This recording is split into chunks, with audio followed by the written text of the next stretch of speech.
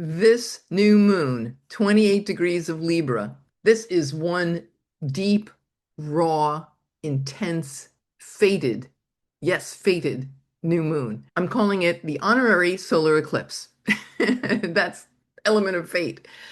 It's really is going to have resonance for a long time to come. So, and certainly I think one of the most powerful, if not the most powerful one of the year. In this video, I'm going to explain how and why this is such a game-changing change of direction and what's in store, what to watch out for, tools that will help us with moving and navigating these energies powerfully, as well as all 12 zodiac signs. Where is it going to land in your chart? What kind of changes are being seeded and begun? If you don't know me, hi, my name's Irliana. I practice Western tropical astrology, Hellenistic plus a modern archetype. My Dharma is all about using astrology to help you get clear on your life's mission and how to powerfully navigate what is ahead so you can live a life of purpose, joy, transformation.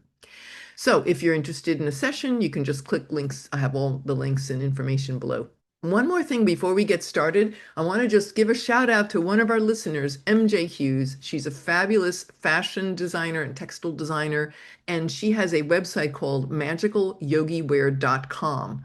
Now, this is perfect, right? It's Libra season. Libra's all about fashion. But what's really exciting about this is that she contacted me because I did a fundraiser. I gave all the proceeds of my solar eclipse webinar, gave it to World Central Kitchen to feed the hungry in Gaza, and they do it all over the world. It's an incredible charity. Anyway, she was enthused, and she wrote to me and said she decided that between now and the end of the year, so think Christmas, folks, she is donating all of the proceeds to World Central Kitchen from the sale of her outfits. There's unisex outfits, backpacks, hoodies, yoga wear, shorts, pants, notebooks. Look at this. These are just beautiful. And the vellum, they're like soft Libra, right? Okay, so go ahead and click that link, magicalyogiwear.com. I think you will really enjoy them. All right, so back to the new moon. Now, here's the thing. What's really interesting about this new moon, this is the first of 6 new moons between now and February that are all going to be 28 degrees. Libra, Scorpio, Sag, Capricorn, Aquarius, Pisces, they're all going to hit this 28-degree mark. I've never seen that before. What does that mean? The late degrees, it's 1 degree away from the final degree of a sign. So what that's saying is this is late stage, right? We are seeing the final stage of something, of being wrapped up before something new is born. So even though this is a new moon, the next day we go into Scorpio season. So this new moon has a lot to do with wrapping up patterns of relationships, right? It's Libra, relationships, finishing karmic contracts, detoxifying any kind of broken dynamics and how we relate to others and connect with others, whether it's partnership, marriage, friendship. So when we examine these things and break them down, we're ready for Scorpio season because it's going to be a big one. It's going to be a lot of it. Scorpio season always speaks to transformation and depth and rebirth, but see, we're getting it now and we're riding in on that current. So we'll be ready. This new moon is definitely going to be very powerful in this way. Now, why is it specifically? What is it about this new moon that makes it so powerful? Well, first of all, it's ruled by Venus. All new moons are ruled by Venus. Venus happens to be in her domicile in Libra, so she's co-present with the sun. She's not under the beams, thankfully, and she's morning star. So when Venus occurs in the morning sky, you see it before dawn. I saw it this morning. It was beautiful. When you see it in the morning, she has a more yang energy, right? Muscle. There's a muscle to it. When she's evening star, she's that laid back woman in silk pajamas. Darling, have a grape, you know. But when she is in the Morning Star, she is more like Cynthia Erivo in Harriet Tubman. She is like a badass, man. She is going to make things happen. She's going to bring justice, right? Look around at us. Look around at the world right now, right? Are we talking about justice and fairness and equality? Yes, yes, and yes. Just ask Prince Andrew. Hello. Yeah. So we're looking at the fact that Mars is bound ruler. So when I talk about a bound ruler, what does that mean? It's a term in Hellenistic astrology, And it means what rules is a planet playing by. So in this case, 28 degrees of Libra falls under the bounds of Mars. So Venus is wants peace and beauty and harmony and goodwill and grace, and yet it's like, okay, you want that? You're gonna have to play by Mars's rules for the next 30 days, right? Mars's rules. Well, Mars happens to be in the sign of Scorpio in his domicile. Remember last in the full moon video, I talked about Venus and Mars, very powerful because they're both they're able to get their work done extremely powerfully. So in this case, Mars and Scorpio is going to be saying, great, you want peace, you want harmony, you have to be willing to be very courageous and really probe deeply, and don't be afraid of facing shadows and aspects of yourself that you have maybe repressed or others have repressed, some kind of buried trauma or unconscious patterns of manipulation, of control, power grabs, maliciousness, criminality, sex, death, taxes, money. These are all scorpionic themes, right? So this is where it's going to be playing out. We have to be brutally, Mars and Scorpio could be brutally honest, and it's in an exact conjunction with Mercury. So our thoughts and our thinking patterns and the people that we relate with and network with, there's going to be a lot about secrets, surprises, as we've seen already, with Prince Andrew's poster boy, everything that's happening to him, there's a perfect example of the collective, how these energies are showing up. Mercury and Mars being together in Scorpio, well, the Virginia Giuffre, right? That book is about to, or just came out, and the one who she accused him of the whole Epstein thing. And so she spoke truth, and it was raw and intense and nasty and dark, right? And here it was, she laid that out. And of course, what did he do? They ended up just cutting him off all his titles. All his titles are gone, right? So there's this Mars is that cutting energy, right? The cutting off of Scorpio power. And so the power of the throne of, his brother being the king, right? Right? So there's an example. But I don't want to talk about Prince Andrew. I'm not interested in the collective in this. Just one nod to that, but to show you the power of what can occur. But as a result of this, that women can get healing, sexual transgression, all of these things, the trafficking and all the nasty dark side of the power tripping that has gone on for so long. There's finally justice, right? And so what I'm here to say is we have an ability. Mars is so extreme. It's intuitive. It's in the water sign of Scorpio, and it's going to be opening a lot of doors for healing if we are brave enough to go there. And I know you are. And we are all here for each other, right? We are getting a Jupiter square. Actually, it's a T square with Chiron and Jupiter with this new moon. And so we are healing aspects about ourselves, our identity. We are connecting with our body wisdom, Jupiter in Cancer. This is like the high priestess, the goddess, the high priestess, the Mary Magdalene, coming to say, look, we have worth, we can heal. We want to lean into our bodies and our intuition for what is the right thing to do. We will know it because we will feel it. It's not a head trip.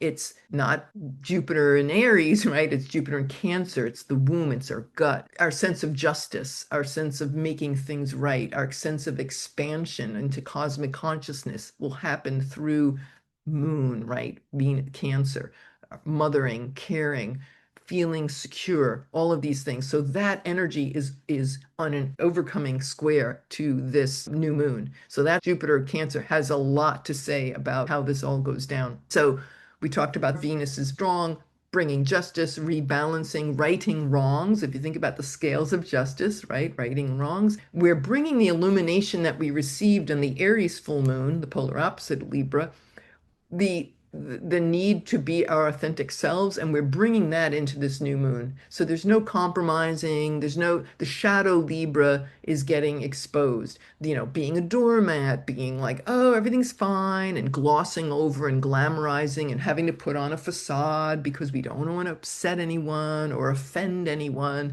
Like, these are all traits that are being healed. We're going to get a lot of help with this. So the new intention about how we relate and partner and negotiate, and what are we loyal to? We're planting new ways of relating, more equality, more justice, transparency, accountability. Why do I bring in transparency and accountability? And especially with women too, or just the part of ourselves that is that the feminine receptive side, the part of with our bodies. Why? Because we have a yod. This one of the other major features of this new moon is there is a yod, which is in astrology, it's called a yod or a finger of God, or sometimes it's called a finger of fate. But there's a yod configuration with this new moon. Saturn in Pisces, Algol, late Taurus, late Pisces, late Taurus, sextile. The two of them are teaming up together.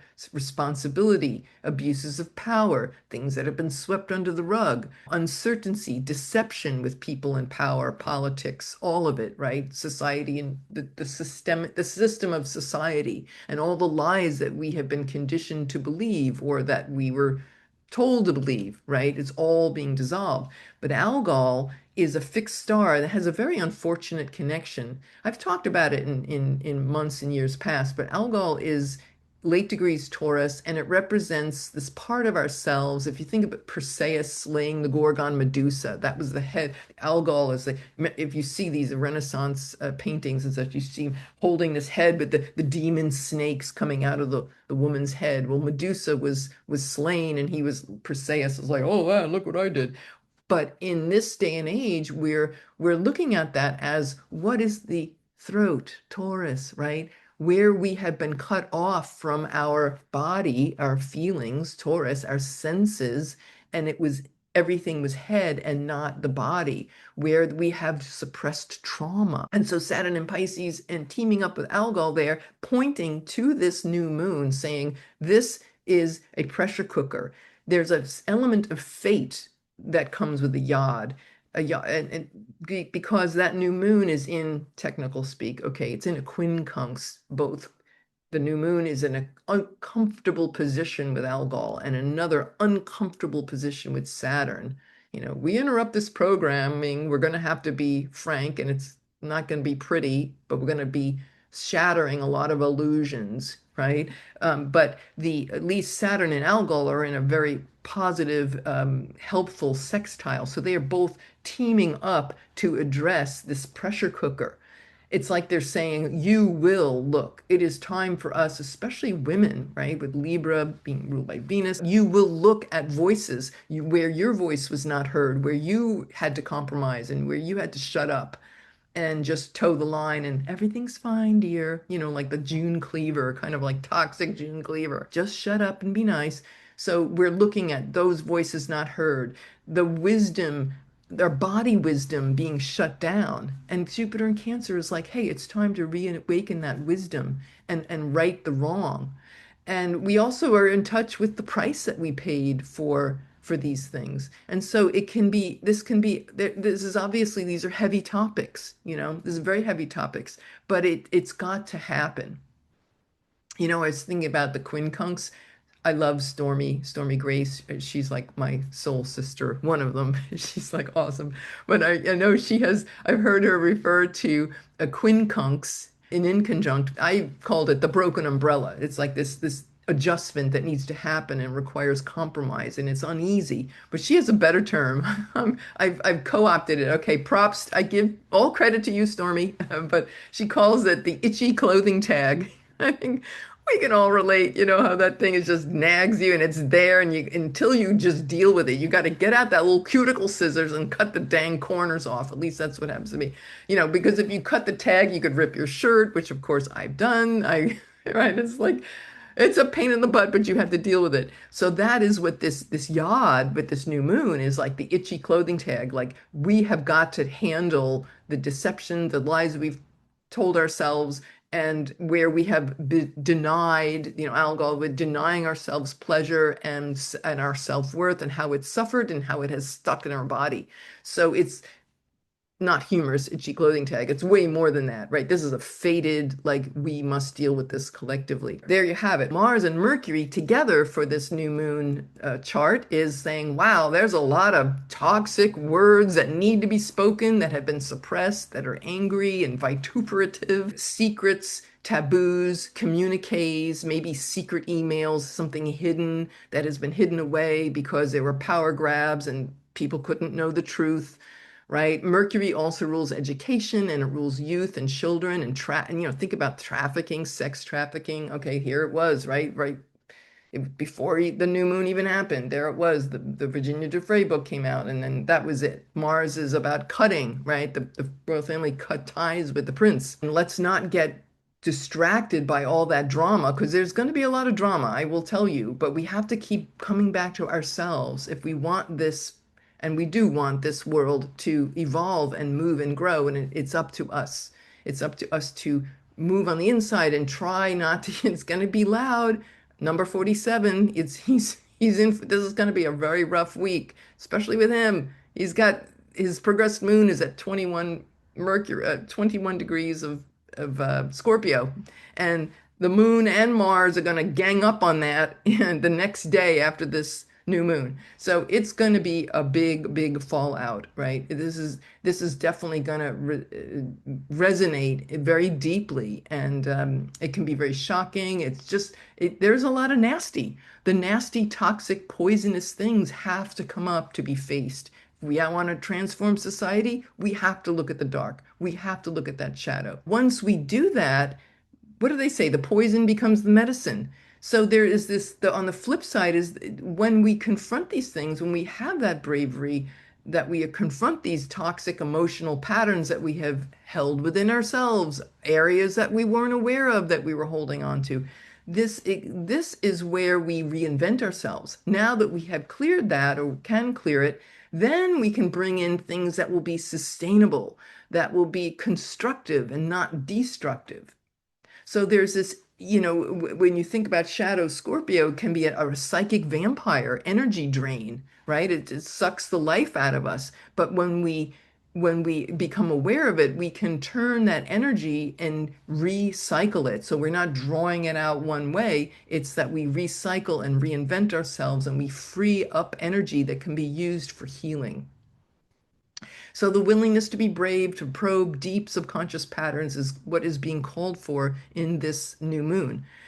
Now, you have to get to, this is going to open us up because that wherever Scorpio, whatever house Scorpio is in your chart, is going to be where Mars and Mercury are right now doing its thing. But we're going to have a total altogether 5 planets in Scorpio are going to be making a trine, which brings me to the next piece of this is there's a grand water trine that's about to open up in this lunation in Libra. And the water trine, this is the last major transit of the year. I've mentioned it in previous videos. This water trine between the outer planets, Jupiter and Saturn, and then the personal planets are going to one by one line up and make that third corner of the triangle, right? So this is going to be big. Personal planets, we have Mercury and Mars there, right? Then it's going to be the moon lines up. October 23rd, 24th, Mercury and the moon will both be very close with each other, making that trine. So that would be how we think, how we speak, how we write, how we communicate, our deep, deep feelings. The moon in Scorpio, it's not where the moon likes to be. The moon wants to be in the opposite sign, Taurus. So she's in her exile in Scorpio.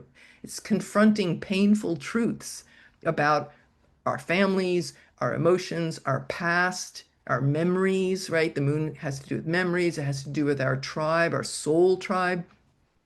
So just to give you the heads up is, yes, be brave, confront those truths because there is richness that can be garnered when we move through that portal.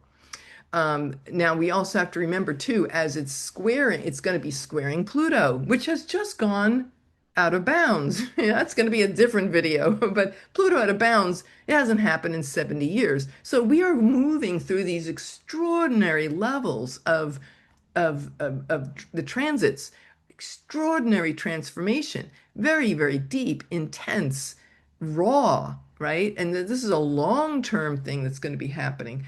But as these planets move into Scorpio, making that square with Pluto, of course, that's big. Pluto just went direct. So all these insights that we've had over the last few months since May when it went retrograde, The area of your chart that has Aquarius in it is where there's some personal transformation, where in that part of your chart is where you might have had realizations about your inner power. What did you suppress or bury that you were maybe afraid of looking at new worlds or new ways of looking at things in that area of your chart? So being different, for example, right, Aquarius.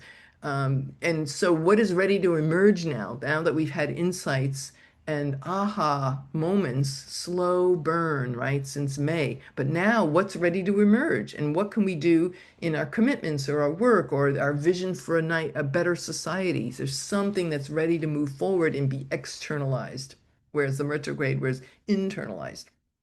So we have that going on too. So just to give you some dates, so October 23rd, 24th-ish, we have Mercury and the Moon tight tag teaming, into that with that water trine. And then October 28th into early November, Mars moves slower, so that he's going to be really blowing up that water trine. And then November 17th is the sun will be there. So that's our season with Libra. Now, the Venus will get there, but that won't get there till Sag season. So we're not going to really delve much into that. But just to give you, it's a few days before Thanksgiving, so that's going to be one very potent. And so, like, oh, another great video I can make. I want to talk to you about Pluto and Aquarius. I got to talk to you. So stay tuned. Subscribe to this channel. I got a lot to say about Pluto and world leaders, and it's pretty amazing. And also with the Venus and the holiday season. That this could be a very intense holiday season. So aside from what we're talking about today, right? Once we get into November, December, there's another bunch of reasons why, but I'm going to tell you what they are so you can be prepared, right? Be that good little Girl Scout and Boy Scout. Be prepared and know how to navigate and move the energy proactively and not reactively. It's going to be a really big, important thing. Whenever you have Mars there, it's always this thread of, oh my God, being impatient, impulsive, and reactive. So we have to make sure we're like breathing. But anyway, that will be another video. But if you think about this water trine, it's going to be fantastic. And yes, that is like 3 videos, okay? The water trine, I'm going to get a deep dive into that one. It's going to take too long here, so I'm just going to say I will save that for another video very shortly, in a few days from now. And I will get that going because that really is very, very important. This water trine is this is what I can say and will say right now, there is an enormous amount of healing and assistance. So I've said to you some pretty scary things in this video, of course, yes, and no, the divine has our back. Jupiter is in Cancer, Saturn meeting up with Saturn in Pisces, and then these Scorpio planets, one by one, coming in, ding, ding, ding, with the grand water trine. So help is on the way. Help is here. The divine never hangs us out to dry. We always have help. And as an astrologer, I can show you exactly this is where the help is coming from. This is where you have the potential to have an incredible amount of healing, memory, flow, restoration, insights, prophetic insights, even intuitive insights. This is all where things are going to start moving very easily and powerfully. And it's going to happen over the next, 6 weeks. So if you think about, and there are some downsides too, like it might be so intense, and I'll just say this now, and I'll again get into this more later in the other video, but when we are having help, even though we know we're getting help, sometimes it can just feel overwhelming, like we want to give up and run away or whatever, or do worse. 988 is the suicide hotline, by the way, if you're ever feeling anything. It's only for mental help. It's the 911 for mental help. I don't know if you knew that, but they broke this off. One of the things of Saturn and Pisces, where they started addressing mental health and what we can do as a society. 988, if you or somebody you know is contemplating suicide, please know these are going to be intense times with a lot of sadness, depression, which is what Saturn can bring, an overlay, like where is the hope? But Jupiter is like, no, I'm the hope. I am the hope goddess, right? This is where hope lives in the tuning in. But if you think about it, yes, we are going to be getting help. I thought in a humorous note, okay, remember that, in the silent movies, they'd show like the poor woman, she got tied up on the railroad tracks and she's like, here comes the train. And she's like, oh my God, like we may have these moments where you feel like I can't take another thing, right? I just can't take another thing. But then the handsome, I don't know, the Canadian Mountie or somebody jumps off their horse and, comes and unties us from the railroad tracks. So Jupiter and Saturn are saying, or is that they are that Mountie that is saying, look, I'm here. I'm going to help you through this. Okay, just stop kicking me. Okay, I'm just gonna, let me help you. We can get you out of this. So, and when you remember Jupiter and Saturn, we're not talking about a quick fix here. Oh, that was a fun water trine. If we have water trines with like personal planets, they move quickly. But we're talking about Jupiter and Saturn, people. This is long term. This is systemic. This is society, the law. I think about the Supreme Court, the law, the legal system, doing what's right. This is big picture wisdom. This is big picture healing. This is incredible renewal and regeneration potential. We don't want to let this slide. We don't want to sleepwalk through this. This is going to help us get to, once we get into February, when we have the Saturn Neptune back together, and it's going to be exact, 0 degrees Aries, world point, major, major, right? But until then, this is preparing us. So these next few months are critical. And if you think about those three water signs, Scorpio, Pisces, Cancer, those are the areas of your chart where are getting this healing. This is a baptism by water. There's like two kinds of baptism: baptism by water, baptism by fire. And when I say baptism, I'm not talking to you in a Christian sense or a particular religion. I'm just talking about the concept, okay? So think of it as an initiation, if you'd rather use that word. But a baptism by water, so they're all water signs, right? So that is a different quality and energy and element than fire. The great mystic Osho, one of his books I have is a few of his books, but one of them is called Words of Fire. I think it's out of print, unfortunately, but it's brilliant. And and I promise you, I will speak from it and talk about this in that video, the Grand Water Trines, because he has some brilliant things to say about baptism by fire. And I think it will help us navigate these next few weeks. So that is coming. Help is on the way. Hello, I'm the astrologer, Canadian Mountie. I always wanted those red jackets, very sharp looking. How about those pants, those little jodhpur pants? Anyway, all right, so back here. Let me give you some more tools. Moving right along. All right, here we go. Water trine, baths, sitting by a river. If you have a bathtub, use it. If you don't, go to a friend's house. If you don't even have that, you could take even a little foot bath. You can buy it cheap, like a little tub or something in Target, and put some salts in there. Dr. Teal's is awesome, but whatever you do, Epsom salt. This is Epsom salt with lavender, but there's also ones like chamomile. I love lavender. Your whole house will smell fantastic. Here's another great, this is from the Dead Sea. Hey, Saturn and Pisces, Jesus walked on this salt, okay? Like, this is pretty special when you think about it. Amazing minerals, Dead Sea salt baths, many different companies. This is a very nice lady that sells these. And there's a toll-free number on the back. I'll put that below too. So the world's finest, we have amazing insights around water, some incredible releasing, emotional healing. So, use these great tools. Make a drum out of it too. Here's another option for you too. I have been doing such incredible healing in the last few months with this woman I found on YouTube Shorts. Her name is Liz Tenuto, and she calls herself the Workout Witch, theworkoutwitch.com.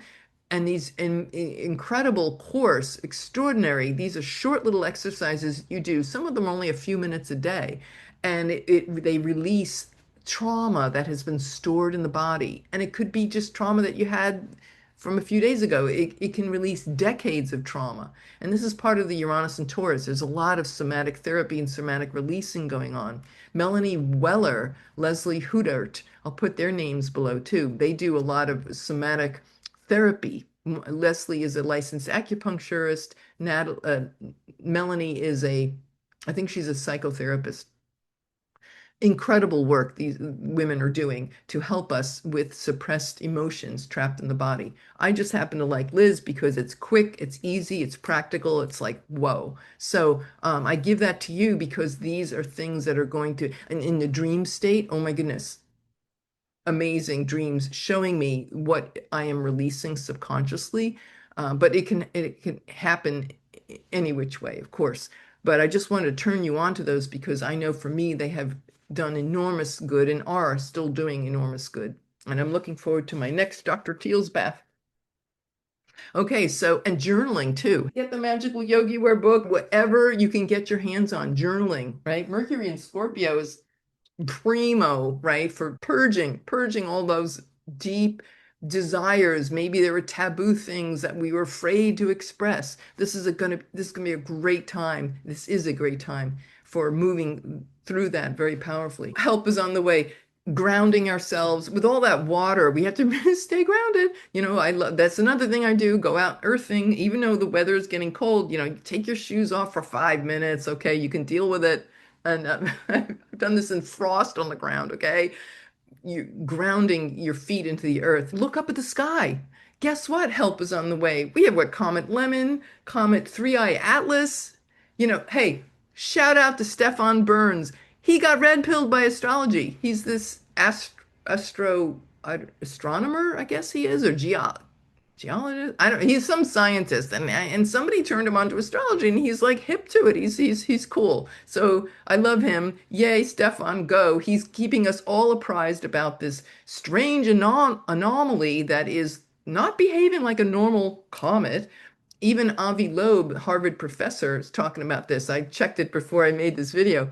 He's like, oh, the tail. He's calling it the anti-tail. The tail of the comet. If you think the sun here, and it's approaching perihelion, and the winds, you would think that the wind of the tail would be blowing right away, right? As it's moving this way, it's like blowing the tail going, but what they're finding is the tail is actually pointed toward the sun. And they're like, this doesn't make sense. And he said, this is like a cat that is, if you can imagine seeing a cat that had a tail on its forehead, growing out of its forehead. It's like, this doesn't make sense. So, hey, what do you expect? 0 degree. Uranus is in Gemini. It's 0 degrees. Hello, hello. We're going to be seeing more anomalies. So just, this is our introduction. So weird stuff in the sky flying around, right? Uranus in 0 Gemini. Watch your skies. I got some stories to tell. So yes.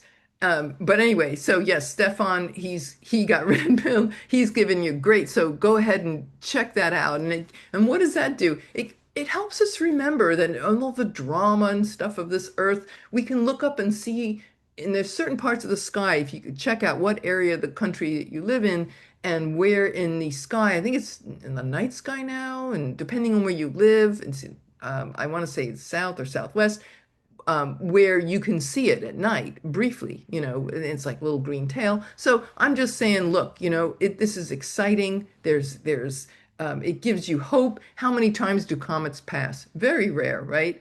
Of course, comets in astrology are always considered, they're definitely one of the first omens that the ancient Babylonians discovered, the first stargazers writing things down, all their calculations from Mesopotamia. Whenever they'd see comets, they knew that leaders were about to fall. Either they'd pass away or they'd get, replaced by somebody else in power. And of course, we have so much going on in the world right now with leaders and all the tumult that is going on. So it's no surprise that we're getting all that. So anyway, yes, Comet Three-Eye Atlas giving you hope. There is a bigger picture than all the dreck, Yiddish, right? All the dreck that's going on in the world. We have hope.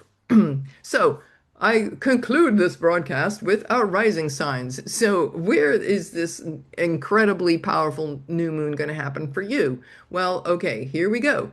This is using whole sign houses. I recommend you listen for your whole sign house. If you don't know it, you can still just listen for your sun sign. But the whole sign is where it's actually showing in your chart.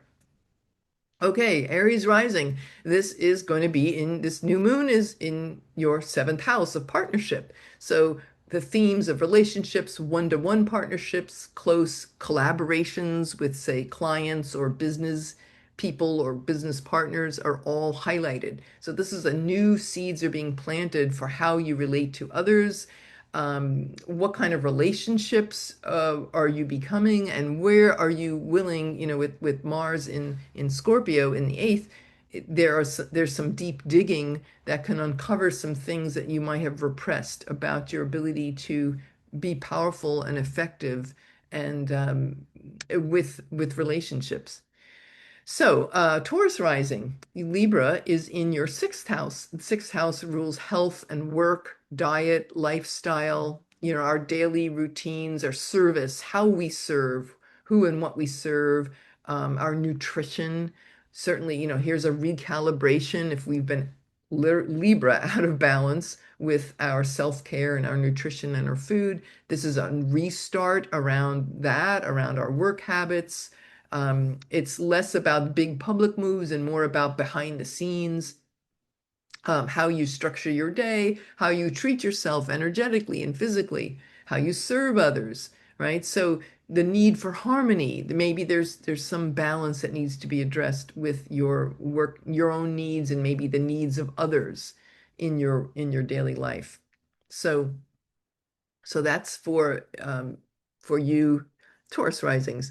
For you Gemini risings, this eclipse, see what I mean? It's an honorary eclipse. It's going to be happening in your fifth house, which is what you do for fun, for joy, for pleasure, creative projects, creativity at large.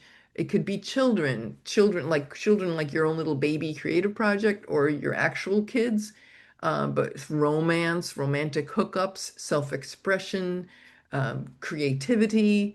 So this is a seeding a new beginning, a new turn regarding how you express yourself, your self-expression authentically, right? Being real with somebody and not being this glossed over Libra stuff, right? That's being tossed. Remember, that's all being tossed.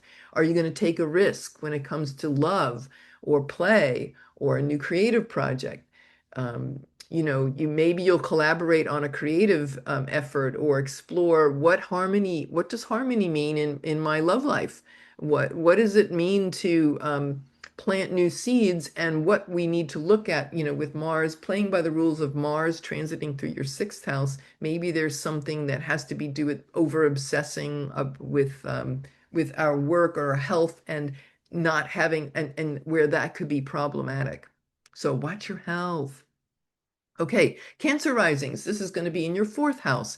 Libra is the new moon is going to be occurring in your fourth house. This is angular for you, right? This is the bottom, the foundation of your chart. So this is a very important turning point regarding matters of the home, family, your personal foundations. It could be actually your real home, your physical home, or just where you find yourself at home. The very notions and ideas, Libra, right, about what constitutes home for you. There's some new seeds they're being planted. It's a new beginning in that area of your home life. Maybe you're creating harmony at home. It's time to refurbish your space. It's time to resolve family relationship issues with your mother, with family in general. Maybe looking at what kind of environment supports my ability to be even and to have harmony and peace and beauty in my life, and what needs to be looked at, that needs to be honestly looked at, that gets in the way of that. Am I creating a home that reflects these values? Might be something you could ask yourself. Okay, Leo rising. Libra's in your third house of communications, siblings, the neighborhood, your mindset, right? So here is a fresh start in how you communicate, how you think. Are you thinking fairly? Is there balance? And is there a recalibration that needs to be made regarding, compromising or working with others, but not losing your own self and how you relate and how you speak that? So you want diplomacy and balance and everyday exchanges, and you have to be willing to do the Mars shadow work, right? The Mars and Scorpio playing by the rules of let's be brutally honest with ourselves and what is it, what's in the way that we may not be aware of, right? Scorpio, we're not sure, but we're going to find out. It's going to be revealed to us. Maybe some secrets or something regarding home life, right? Mars would be in the following house, fourth house. So maybe you want to launch a blog or up an intention about speaking your truth, but with grace, right? You don't have to tear people down. You can speak powerfully, but powerfully doesn't have to mean nasty or rude, right? Talking things over gently, but being committed to transformation, going through and facing those dark areas that are scary to topics that are scary to talk about. Virgo rising, this is Libras in your second house. So this is going to be ruling about self-worth, the things that you treasure and talent, the things that you're really good at, your finances, your values, your security, your sense of the things that your possessions, your personal possessions, the money in the bank. Second house is very much personal resources. So there's a balance here that is being called for, not just in money, but how do you value yourself? That yod, right? There's a fated conversation that's being asked of us of how do we handle ourselves? How do we value ourselves? Do we undercharge? With giving and receiving. Are you receiving your fair share of things? So your self-worth is getting a reboot. Maybe there's a new financial goal that you want to set or reassess what you value materially or energetically. Maybe there's a dialogue that is cardinal sign Libra. Initiate a new dialogue around money and resources in a business or relationship. For you Libra risings, so Libra's going to be, this new moon is occurring in your first house, which is your personality, your physical body, your appearance, your self-image. So there's these new seeds being planted around this personal renewal. You're being invited to step into a new you. How do you want to present yourself? Do you always want to be the person who is making over accommodating others and afraid to rock the boat and not, are you willing to stand up for yourself and have straight, blunt conversations that get the point across, not like you have to destroy anybody in the process, but certainly just the ability to speak one's truth in terms of this new being authentic with yourself, having grace, partnership, even in your self-expression, thinking about others. So it's not just how others see you, but how you choose to see yourself. So maybe there's a new wardrobe involved, right? Libra's about fashion, some new duds or a new way of being and relating in the world is being what is being called forth. And Mars in that second coming through your second house, again, you're more powerful than you realize, and you have not wanted to be present to that. And so this is giving you that opportunity to go and look and see, well, what is it about my worth? And how can that relate to how I show up in the world? Scorpio rising, you have Libra in the 12th house. So this new moon is going to be, the 12th house is the joy of Saturn. So this is the ashram or the monastery or the man cave or the girl cave. And this is where there's some endings, spiritual matters, hidden matters. This is also the area of self-sabotage. So have we sabotaged ourselves? Do we sacrifice too much in the name of peace at all costs, can't rock the boat, and where is that an unconscious 12th house, right? Maybe there's some karmic pattern from past lives where we have just been over accommodating, and this is a chance to clean that up. So with Libra in the 12th, looking at a very deep level of partnerships, subconscious patterns where you might have sabotaged yourself, where the creating an imbalance in relationships or marriages and partnerships. This could be about initiating a healing process, going on a retreat. Maybe you go to an ashram for a weekend or something, finding, or just your own little ashram, your own little bedroom, or go down to the water and a little journal in by finding me time, quiet time for yourself in solitude. So you're aligning that mystical side of yourself, bringing that more online and in balance. So therapy, journaling, meditation, addressing those things that have been hidden from you, that will really assist, and you'll get a lot out of this new moon if you are willing to go there and see how does this affect my partnerships. So, yeah. All right, Sag rising. This is Libra in your 11th house. So 11th house is the joy of Jupiter. So it's our friends, our colleagues, our social networks, our tribe, our our hopes, wishes, and dreams, right? Our community. And this is where Libra magic, right? Venus being in there. This is a new chapter begins with your social life and the aspirations you have for your community, the people that you hang with. There's a focus to be, create beautiful, harmonious relationships with people in a group setting, maybe collaborating in a beautiful, friendly manner.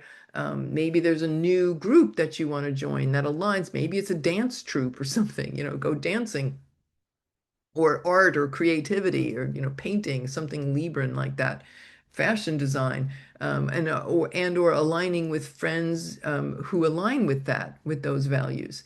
What are your hopes and dreams, and who is supporting those dreams, and where are those people? So that's where Libra is going to be asking for balance and fairness in all these connections. Is there a way, perhaps, could you consider networking or teaming up on a project, working together, refining your circle of friends, or setting a goal with others to create more harmony and peace and balance in this area of your life? Cap rising, you've got this new moon in your 10th house, another angular house, the house of career. Cap rising, so your career, your public image, ambition, reputation, long-term goals are all being, there's a reset that is happening here. The new moon this is a reboot of your professional life, right? With Libra in the 10th, the Libra spotlight, you might be initiating a new career direction, refine how you have been seen and received publicly, your reputation being recalibrated, right? Or maybe collaborating professionally. There's a professional collaboration that is being called forth. How do you present yourself in your vocation that aligns with your values and supports harmony and balance and goodwill? Perhaps a shift in public image is at play for this next lunation. So you might be launching a new initiative with your profession, or rethinking your brand, what you're known for. Maybe there's an intention you can set to balance your ambition with being fair and cooperation. Cooperation. It's all that's like the word for Libra, right? Always be kind, cooperative, congenial, things of that nature. All right, so Libra, Aquarius rising, Libra is in your ninth house. This Libra new moon in your ninth house. So this has to do with travel and education and higher your belief systems, and it's the joy of the sun in Hellenistic astrology. So what needs to shine? Beliefs, expansion. There's some new ways of being and relating to others in those areas of your life. So there's a new energy that's a new turning point with your worldview, with your belief system, with long distance travel, higher learning. Maybe you're going back to school to learn fashion design, I don't know, art and textile design. You might revisit what you believe. You might study something new. You might plan a journey. You might refine how you share your ideas. The balance is between personal freedom and your associations with beliefs or learning that may include other people, right? So Libra's about self and others. Self, Aries, others, Libra. How that connects with others, how that affects others. Maybe there's a new quest for truth or your higher truth that might get you going. You might want to enroll in a course or plan a trip or rethink your beliefs to broaden your mind more about equality and fairness and civility. Okay, Pisces rising. This is going to be for you creative, dreamer, visionary Pisces. This is happening in your eighth house. The eighth house is not always it's not an easy house. It's scary, it's dark, it can have a lot to do with survival and and deep subconscious patterns of survival. So this is definitely calling into being this having to do with resources, whether it's money or any kind of shared resources that you have with others, like your business partner or spouse, transformation. This is about secrets, intimate secrets, the processes of life and death, the birth and death, we should say. Birth and death are the opposites. Life is always occurring in the background. This can also speak to some debts, whether it's a soul debt or an actual debt, like a credit card debt, or inheritances, trust funds, taxes, annuities. These are all eighth house domain. So here is a deep zone of transformation and a connection with other people's resources. This is the need to address and rectify any and recalibrate any imbalances in that area, in these deeper exchanges in these areas of your life. Could involve a shared project or a financial partnership, or maybe a marriage partner, um, financially connected, or personal transformation that happens through intimacy and vulnerability. So maybe you want to ask yourself, how can I engage in deeper relationships? How can I break down fears of intimacy and share myself authentically that respects not just the other person, but respects me? Look at your shared resources, look at your debts, see what needs to be recalibrated, reseeded, opening up to emotional vulnerability, initiating healing in the realm of power and transformation. Again, very great opportunity. All right, so that concludes that little episode. I hope you've enjoyed all of this information, and I'm here for you. And watch for those other videos, they're coming. Remember to like, share, subscribe if you haven't already. I so appreciate it. And let me know, where is this occurring for you in your chart? And what are you looking forward to with this new moon? All right, my dears, all for now, and have a great one. This is Irliana Samsara, Star Sound Speaks, starsoundastrology.com. Thank you all for listening. Namaste.